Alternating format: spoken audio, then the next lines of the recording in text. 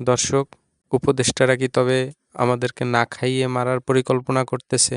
দেশে আইনশৃঙ্খলার পরিস্থিতি যখন একদম চরম অবনতিতে, তখন তারা একটার পর একটা দেশে অরাজকতা সৃষ্টি করে দেশের সাধারণ মানুষকে বিপদে ফেলতেছে। উপদেষ্টাদের মুখে শুধু ফ্যাসিস্ট ফ্যাসিস্ট বলতে বলতে মুখে ফেনা তুলে যাচ্ছে। সমন্বয়করাও তাদের সাথে সায় দিচ্ছে, রাজনৈতিক দলগুলোও তাদের সাথে সায় দিচ্ছে। সমন্বয়ক বলেন, রাজনৈতিক দল বলেন বা উপদেষ্টা বলেন, এদের কারো মুখে কিন্তু সাধারণ মানুষের কোনো কথা নাই, মজুর মানুষের কোনো কথা নাই। তাদের শুধু একটাই কথা, একটাই ভাবনা, সেটা হচ্ছে আওয়ামী লীগ বা সমতে ফ্যাসিস্ট তাকে কোনোভাবে ফিরে আসতে দেওয়া যাবে না। আরে ভাই, আগে তো দেশের মানুষের বাঁচতে হবে, তারপরে তো রাজনীতি। দর্শক, আজ একটা নিউজ দেখলাম যে ভারত থেকে নাকি আলু পেঁয়াজ আসা বন্ধ করে দিয়েছে। আমাদের প্রতিবেশী রাষ্ট্র ভারত, আমাদের দেশের 70% পণ্য রপ্তানি হয় ভারত থেকে। হয়তো একটু বেশি কম হতে পারে, মানে বেশিরভাগ পণ্যই তো ভারত থেকে আসে। সেই দিক থেকে, ব্যবসায়িক দিক থেকে চিন্তা করলে ভারতের সাথে আমাদের সুসম্পর্ক বজায় রাখা আমাদেরই কর্তব্য। তো বৃহৎ স্বার্থের জন্য ক্ষুদ্র ক্ষুদ্র কিছু স্বার্থ বলি দেওয়াটা কি খুব খারাপ কিছু?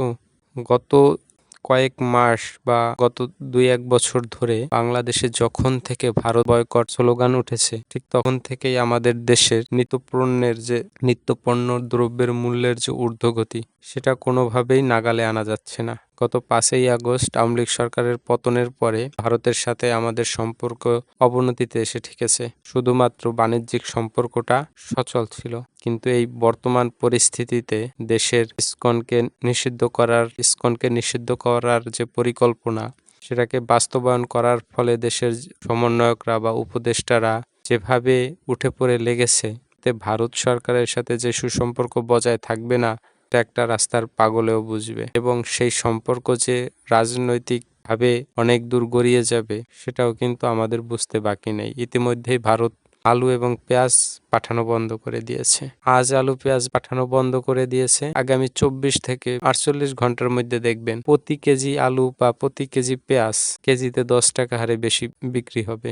তো দর্শক, শুধু ফ্যাসিস্ট ফ্যাসিস্ট বলে 40 টাকার পেঁয়াজকে 120 টাকায় খাওয়ানো বা 30 টাকার আলুকে 80 টাকায় খাওয়ানো, 70 টাকায় খাওয়ানো, এটা কোন ধরনের দেশের অবস্থা আমি ঠিক বুঝতে পারতেছি না। মানুষ যখন পেটে ক্ষুধা থাকবে, তখন মানুষ কিন্তু সংস্কারের গল্প শুনবে না, তখন কিন্তু ফ্যাসিস্টের গল্প শুনবে না। মানুষ ততক্ষণ পর্যন্তই সংস্কারের গল্প শুনবে যতক্ষণ পর্যন্ত তার পেটে খাবার আছে। ভারতের সাথে যদি বাণিজ্যিক সম্পর্কটা বন্ধ হয়ে যায়, এই সম্পর্কটা বন্ধ হয়ে গেলে সবচেয়ে বেশি ক্ষতিগ্রস্ত হবে আমাদের দেশের নিম্ন শ্রেণীর মানুষ। প্রতিনিয়ত রোজগার করে প্রতিনিয়ত খায়, প্রতি পণ্যে যদি কেজিতে 10 টাকা হারে বৃদ্ধি পায়, এই মানুষগুলোর না খেয়ে থাকা ছাড়া অন্য কোনো উপায় থাকবে না। তখন এই মানুষগুলো 2 বেলা ঠিকভাবে খেতে পারবে না। এটা নিয়ে কিন্তু সমন্বয়ক বলেন, উপদেষ্টা পরিষদ বলেন বা বর্তমান রাজনৈতিক যে দলগুলো আছে, তাদের কিন্তু কোনো মাথা ব্যথা নেই। তারা তাদের উদ্দেশ্য হাসিল করায় ব্যস্ত। কোনো অল্টারনেটিভ না করে ইন্ডিয়া বয়কট ডাক দিতেই পারে তারা, কিন্তু আগে তো অল্টারনেটিভ কি করতে হবে। আমরা যদি ইন্ডিয়ার থেকে যে পণ্যটা 20 টাকায় আনতে পারি, সেই পণ্যটা আমরা কেন অন্য দেশ থেকে 30 টাকা, 35 টাকা, 40 টাকায় নিয়ে আসবো? এতে কি আমাদের দেশের জনগণের ক্ষতি হচ্ছে না?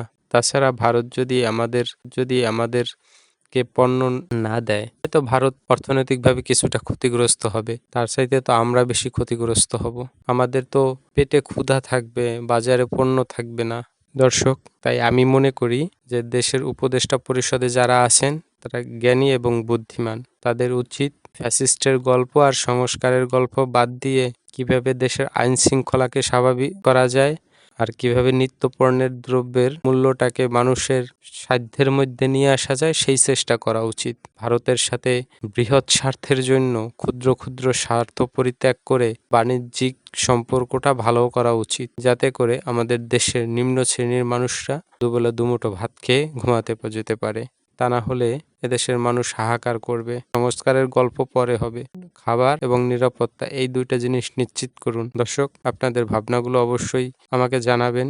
সবাই যার যার জায়গা থেকে এই উপদেষ্টা পরিষদ বলেন, সমন্বয়ক বলেন, এদের বিরুদ্ধে সোচ্চার হন, কথা বলতে শুরু করেন। তা না হলে এরা উপদেষ্টা পরিষদে বসে একটা সিদ্ধান্ত নিবে এবং সেই সিদ্ধান্তের বলি হতে হবে আমাদের সবাইকে। তারা কিন্তু আলুর কেজি যদি ২,০০০ টাকাও হয়, তারা কিন্তু ঠিকই আলু কিনে খেতে পারবে। তারা কিন্তু কেজিতে কেজিতে পেঁয়াজ কিনে খেতে পারবে। ভুক্তভোগী হব আপনি, আমি, আমরা। সো এদের বিরুদ্ধে সোচ্চার হবেন। আপনার অধিকারের কথা আপনি বলবেন।